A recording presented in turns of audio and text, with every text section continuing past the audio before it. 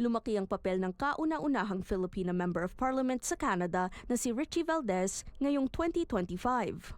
Mayo nang italaga siya bilang Minister of Women and Gender Equality at Secretary of State for Small Business and Tourism. Transitioning into this new role with 2 additional mandates was really important because these are things that I've been fighting for pretty much my entire life. So to now have the role in the portfolio, it came with great responsibilities. Aniya, sinimulan niya ang kanyang mga bagong papel sa pakikipagpulong sa mga stakeholder at advocates ng mga kababaihan at negosyo. Panawagan daw ng mga advocate ng women and gender equality na dagdagan ng pondo sa sektor. Really happy to announce one of my hugest highlights this year was being able to announce through Budget 2025 our renewed commitment to women and gender equality, $660.5 million.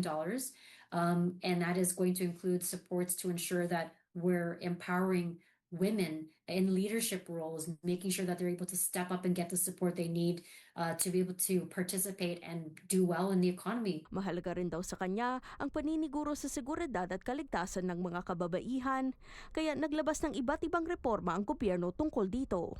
Kabilang ang mga pagbabago sa criminal justice system. We are recognizing femicide as a first-degree murder. This is a campaign promise we delivered on. It ensures that the justice system acknowledges the seriousness of gender-motivated killings, and we're creating a new criminal code offense for coercive control.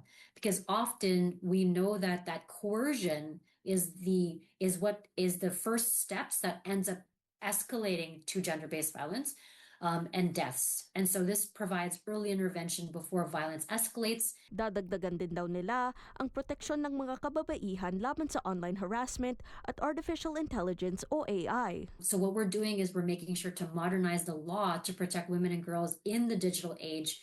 And the reforms include criminal harassment, deepfakes, digital sexual violence.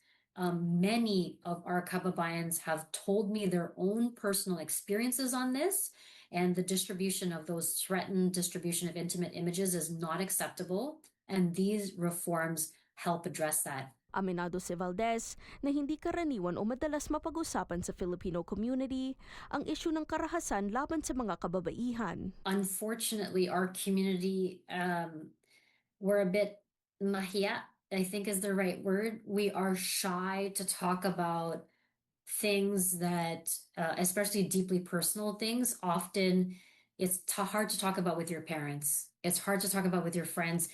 And specifically the reason why is because there's shame. There's shame that comes with it. And then often the girl or the woman that's experiencing this doesn't know who to turn to. Payo niya sa mga kababaihan, tumawag sa mga hotline, pumunta sa mga shelter o gumamit ng mga resource kung nakakaranas o biktima ng karahasan. Kisha Balatbat, Omni News, Toronto.